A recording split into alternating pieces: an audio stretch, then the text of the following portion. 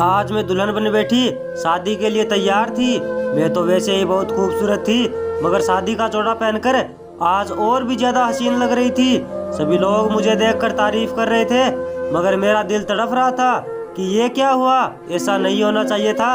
मैं बहुत ज्यादा घबराई हुई थी, जिसे मैं नादान समझ रही थी, बल्कि मैं तो अपने छोटे देवर को भाई जैसा मानती थी। आज वही मेरे सामने दूल्हा बनकर खड़ा था। मैं उसे अपना पति स्वीकार कैसे करूंगी। कुछ ही देर बाद दरवाजा खुलने की आवाज सुनाई दी। जैसे ही वो अंदर आए तो मैं जल्दी से अपने आप में सिमट गई। मेरे पास आकर बैठा तो मेरे जिस्म में कंपकंपाहट हो रही थी। सतीश ने मुझे मेरे नाम से बुलाया तो मैं डर गई, क्योंकि आज तक वो मुझे भाभी कहता था और आज मुझे उसने अपने नाम से पुकारा था। मुझे बहुत बुरा लगा। मैं बिस्तर से उठकर जाने लगी तो उसने पीछे से मेरा हाथ पकड़ लिया और कहा, सुनीता जरा मेरी बात तो सुनो। वह बहुत परेशान था, लेकिन फिर भी मैंने उसकी बात सुनने की बजाय उल्टा उसके साथ गुस्से से पेश आई। उसने मुझे समझाने की लाख कोशिश की, मगर मेरे अंदर तो एक आग सी लगी हुई थी। मैंने अपने हाथों से कंगन निकाल कर बेड पर फेंक दिए। मुझे सतीश से घिन आ रही थी। मैंने उससे कहा कि तुम इसी वक्त यहाँ से निकल जाओ। तभी वह मुझसे कहने लगा कि बाहर बैठे मेहमान क्या कहेंगे, मगर मैं कुछ भी सुनना नहीं चाहती थी। मेरी यह शादी जबरदस्ती करवाई गई थी। वो उदास होकर मेरी तरफ देखते हुए कमरे से बाहर चला गया। मेरी पहली वाली शादी पूरे धूमधाम वाले माहौल में करवाई गई थी। अनिल मुझे देखते ही मेरी खूबसूरती पर फिदा हो गया था। फिर तो उसके माँ बाबा ने मेरे घर की दहलीज पर चक्कर लगाने लगे। रिश्ते को लेकर हर रोज आते और मेरे घर वालों से कहते कि आपकी बेटी हमें दे दो, हम उसका बहुत ही अच्छी तरह से ख्याल रखेंगे। उनके बार बार आने पर मेरे माँ बाबा रिश्ते के लिए मान गए और फिर शादी होते ज्यादा देर नहीं लगी। अनिल मुझसे बेपनाह मोहब्बत करने लगा। कभी कभार तो उसकी मेरे लिए मोहब्बत देखकर मैं खुद हैरान रह जाती थी। घर में मेरी जेठानी और उसका बेटा सतीश एक साथ ही रहते थे। मेरी सास भी मेरा बहुत ख्याल रखती थी। मैं भी उनकी सेवा में कोई कमी नहीं छोड़ती थी। सतीश जो मेरा छोटा देवर था, उसे मैं अपने छोटे भाई की तरह लाड प्यार देती थी। वह हर वक्त मेरे साथ ही रहता। वो मेरी सारा दिन तारीफ करता और मैं भी उसका मेरे लिए इतना प्यार देकर उसे गले से लगा लेती। वो मुझसे अपनी कोई बात भी नहीं छुपाता था। पता ही नहीं चला कि मेरी शादी को 7 साल बीत चुके हैं। एक दिन अचानक मेरी तबीयत बिगड़ गई। सतीश तो मेरे पास ही खड़ा था। वो मेरे लिए पानी लेकर आया और अनिल को फोन लगाया और कहा, भाभी की तबीयत बहुत खराब है, आप जल्दी से डॉक्टर को बुला दो। अनिल अपने साथ डॉक्टर को लेकर आए और मेरा चेकअप करवाया। चेक करने के बाद डॉक्टर ने बताया कि मैं प्रेग्नेंट हूँ। मेरी सास की खुशी का कोई ठिकाना ना रहा। मुझे घर वालों के सामने शर्म आ रही थी, मगर फिर भी मैं खुश थी, क्योंकि एक बच्चे की माँ जो बनने वाली थी। अब मेरी सास मुझे कमरे से बाहर भी नहीं आने देती। कुछ वक्त गुजरने के बाद मैंने एक बेटे को जन्म दिया। फिर तो सब घर वाले उसको सारा दिन गोद में उठाए फिरते थे। सतीश भी मेरे बेटे के साथ मिलकर घर में सारा दिन हू हल्ला मचाए रखता था। मेरा पति तो सारा दिन अपने काम के सिलसिले में घर से बाहर ही रहते थे, इसलिए अपने बेटे को लाड प्यार देने का वक्त ही नहीं मिलता था। तकरीबन 1 साल ही गुजरा था कि मैं फिर से प्रेग्नेंट हो गई और मुझे पता तक नहीं चला। मैं बहुत परेशान थी, क्योंकि मैं अभी दूसरे बच्चे को जन्म नहीं देना चाहती थी। जब शाम को मेरे पति काम से वापस घर लौटे तो उनसे कहा कि मैं अभी दूसरे बच्चे को जन्म देना नहीं चाहती। अनिल के समझाने पर मैंने कुछ पल के लिए चैन की सांसें ली। अभी मुझे 6ठा महीना चल रहा था। मेरे पति अपने किसी रिश्तेदार से मिलने गांव गए हुए थे। उन्हें गए हुए 2 दिन हो गए थे, मगर अभी तक वापस नहीं आए। मैंने अनिल के पास फोन लगाया तो कहने लगे शाम तक वापस आ रहा हूँ। मैं अपने कमरे में बैठी अनिल के घर आने का इंतजार कर रही थी। तभी मेरे फोन की घंटी बजी। मैंने जल्दी से फोन उठाया और देखा कि मेरे पति की कॉल है। जैसे ही फोन कान के पास लगाया तो सामने की आवाज सुनकर मेरे पैरों तले से जमीन ही खिसक गई। मेरे मुंह से आवाज भी नहीं निकल पाई। एकदम से चेहरे का रंग लाल हो गया। फोन पर किसी अनजान आदमी ने बताया कि आपके पति का एक्सीडेंट होने से मौत हो चुकी है। मैं जोर जोर से रोने लगी। मेरे रोने की आवाज सुनकर सब लोग मेरे पास आए और मुझे चुप कराने की कोशिश करने लगे, लेकिन उस वक्त मैं ही जानती थी कि मेरे सर पर कितनी बड़ी कयामत का पहाड़ टूट चुका है। जब ये बात मोहल्ले वालों को पता चली तो घर में भीड़ जमा हो गई। रो रो कर मेरा बुरा हाल हो चुका था, लेकिन जो दुनिया छोड़कर चला गया वो दोबारा वापस तो आ नहीं सकता। मेरे हाथों की चूड़ियां तोड़ दी और मेरे श्रृंगार को उतार फेंक दिया। मैं एक जिंदा लाश की तरह बैठी थी। मुझ में इतनी हिम्मत भी नहीं बची थी कि मैं किसी से कुछ कह सकूं। सब लोग मुझे बार बार विधवा कहकर मेरा यकीन तोड़ रहे थे। मेरा पति मेरी आंखों के सामने लाश बनकर पड़ा था। कैसे जैसे अनिल का अंतिम संस्कार हुआ। अभी तक मेरी डिलीवरी नहीं हुई थी। मैं सारा दिन बेहोश सी अपने कमरे में पड़ी रहती थी। वक्त गुजरता गया, क्योंकि वक्त किसी की मजबूरी और बेबसी के आगे रुकता नहीं है। और मैंने एक नन्ही सी बेटी को जन्म दिया। मैं अपने दोनों बच्चों को गोद में लिए बैठी अपने पति की याद में रो रही थी। मेरी बेटी भी क्या नसीब लिखवा कर लाई थी। उसके दुनिया में कदम रखने से पहले ही उसके सिर से बाप का साया छिन गया था। सतीश ने मेरे हाथ से गुड़िया को लिया और कहने लगा, चुप हो जाओ भाभी, सतीश तुम्हारे भाई को बोला था मैंने, लेकिन उन्होंने मेरी एक ना सुनी। यह कहकर मैं दोबारा से बेहोश होकर गिर पड़ी। मेरी सब्र की सारी हदें पार हो चुकी थी। समझ में नहीं आ रहा था मैं क्या करूं और कहां जाऊं। अपने पति के बगैर सारी जिंदगी अकेली कैसे गुजारूंगी। जैसे जैसे दिन बीतते गए लोग भी कहने लगे, बेचारी इन बच्चों को लेकर अकेली जिंदगी कैसे बिता पाएगी। घर वाले इसकी किसी के साथ शादी क्यों नहीं कर देते। इतनी कम उम्र में विधवा हो गई। तब मेरे माँ बाबा भी ये बात सोचने पर मजबूर हो गए। एक दिन मेरी माँ मेरे पास ससुराल में आई और कहा, बेटी अब अपने बाबा के घर चलो, यहाँ सारी जिंदगी अकेली कैसे रहोगी। मैंने माँ से कहा, आपका क्या मतलब है।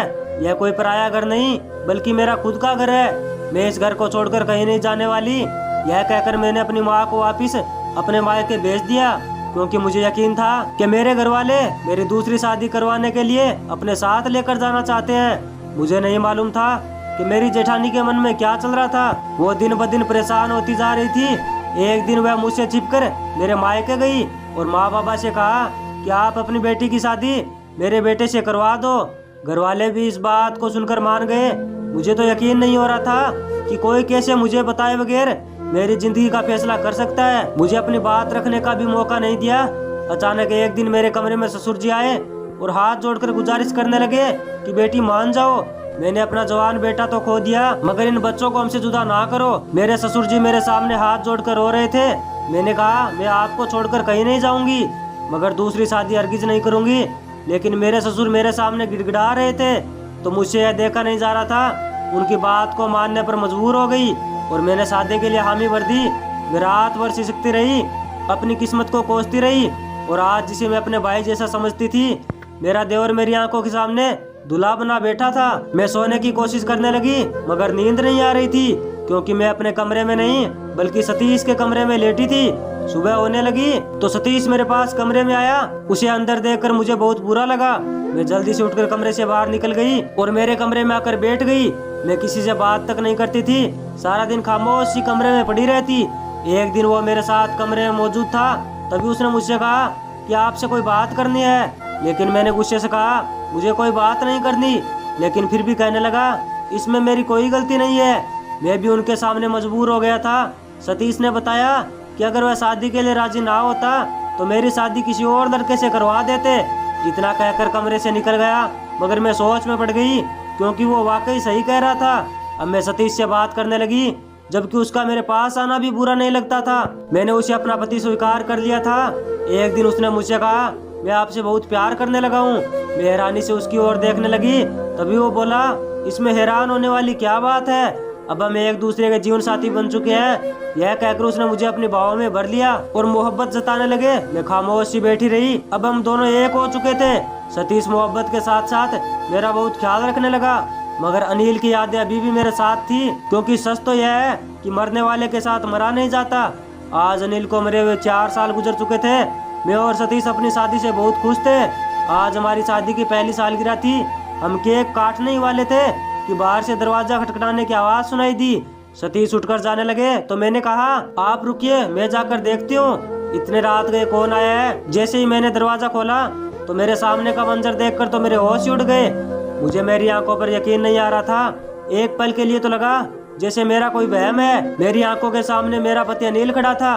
वो मेरे सामने खड़े मुस्कुरा रहे थे, मगर मेरी मुस्कान इतनी रात में उन्हें सामने देखकर गायब हो चुकी थी। सतीश पीछे से आवाज दे रहे थे। जब मैंने उनकी बातों का कोई जवाब नहीं दिया तो वो भी मेरे पीछे दरवाजे पर आ गए और उनकी नजर अनिल पर पड़ी तो वो भी दंग रह गए। सब लोग अनिल को देखकर बहुत खुश थे, मगर मैं अब भी खुश नहीं थी। अगर मैंने सतीश से शादी ना की होती तो शायद आज मेरी खुशी का कोई ठिकाना ना होता। लेकिन आज मैं दो राय पर खड़ी थी। जब मैंने अनिल से पूछा, क्या आप एक्सीडेंट में मर चुके थे, तो फिर आज जिंदा कैसे खड़े हो, तो वो मुझसे कहने लगे, मेरा कोई एक्सीडेंट नहीं हुआ था, बल्कि मैं किसी काम के सिलसिले में दूसरे देश चला गया था। मुझे उनकी बातों पर अब भी यकीन नहीं आ रहा था, क्योंकि उस दिन मेरे पास अपने अनिल के फोन से कॉल आया था और वो लाश जो मेरे सामने पड़ी थी, अनिल ने बताया कि उस दिन मैंने अपने किसी दोस्त को गाड़ी घर पर छोड़कर आने के लिए दी थी और मेरा फोन गलती से गाड़ी में रह गया था, जिस वजह से मेरी किसी से बात नहीं हुई। अब तो अनिल की बातों से मुझे भी यकीन हो रहा था, क्योंकि हमने उस दिन लाश का चेहरा नहीं देखा था और बिना देखे उसका अंतिम संस्कार करवा दिया था। तभी अचानक से पूछा, ये बच्चा किसका है जो तुम्हारी गोद में है? इस बात को सुनकर हम सबकी बोलती बंद हो गई। सतीश ने कहा, ये मेरा बेटा है। वो बहुत खुश हुए और पूछने लगे कि तुम्हारी बीवी कहीं दिखाई नहीं दे रही। तो सतीश ने बात को घुमा दिया और कहा, आप थक गए होंगे, पहले खाना खा लो, फिर खूब सारी बातें करेंगे। हम बैठकर खाना खाने लगे, लेकिन मैं और सतीश बहुत सहमे हुए थे। मेरे सास ससुर भी अनिल के वापस आने से बहुत परेशान थे। मैंने डरते हुए धीरे से सास ससुर को पूछा कि अब क्या होगा, इनसे क्या कहेंगे? तो वो बोले, बेटी परेशान मत हो, अभी से आराम करने दो, सुबह बात करेंगे। आप मेरी बात समझ क्यों नहीं रहे? मेरे बगैर वो कमरे में नहीं जाएंगे। इस बात को सुनकर ससुर ने अपना सिर पकड़ लिया। मैंने फिर से कहा, उन्हें सब कुछ इसी वक्त बता देते हैं, लेकिन उनसे कहने की हिम्मत नहीं हुई। ससुर जी ने अपनी जान को हथेली पर रखकर उनको सब कुछ बता दिया। अनिल गुस्से से चिल्लाने लगे, तुम मेरे साथ ऐसा कैसे कर सकते हो? बेटा मेरी बात को समझने की कोशिश करो। पर वो कुछ भी सुनने को तैयार नहीं थे। उनको लग रहा था कि सतीश की बुरी नजर थी मुझ पर, तभी उसने मुझे शादी के लिए मना लिया। ससुर बोले, बेटा हम अपनी बहू को किसी और से शादी कैसे होने देते? अब तक इसके माँ बाप इसे अपने घर में रख लेते, किसी से तो शादी करनी ही थी, इसलिए हमने ये फैसला किया। इन दोनों ने सिर्फ तुम्हारे बच्चों की भलाई के लिए किया है। अनिल अब खामोश हो गए थे। वो समझ गए थे कि उनके जाने के बाद घर में हालात कैसे हो गए थे। अनिल कुछ देर तक खामोश रहने के बाद बोले, ठीक है पापा, लेकिन अब मैं वापिस आ गया, अब ये मेरी पत्नी है। तभी अचानक से सतीश बोल पड़े, ये कैसे हो सकता है? अब ये मेरी पत्नी है, मैंने इससे शादी की है, कोई मजाक नहीं। वो एक दूसरे पर चिल्लाने लगे। तभी ससुर जी बीच में आ गए और बोले, शांत हो जाओ, ये फैसला तुम नहीं बल्कि वो खुद करेगी। मैं बहुत घबरा सी गई, एकदम चुपचाप खड़ी थी, कोई जवाब भी नहीं दे रही थी, क्योंकि अनिल मेरे कल थे और सतीश मेरा आज था। मैं किसे अपना पति स्वीकार करूं, ये मेरी समझ से बाहर था। दोनों मेरी मोहब्बत थे, मगर मेरी नजर बार बार सतीश की ओर जा रही थी। मैंने उसे सच्चे दिल से चाहने लगी थी।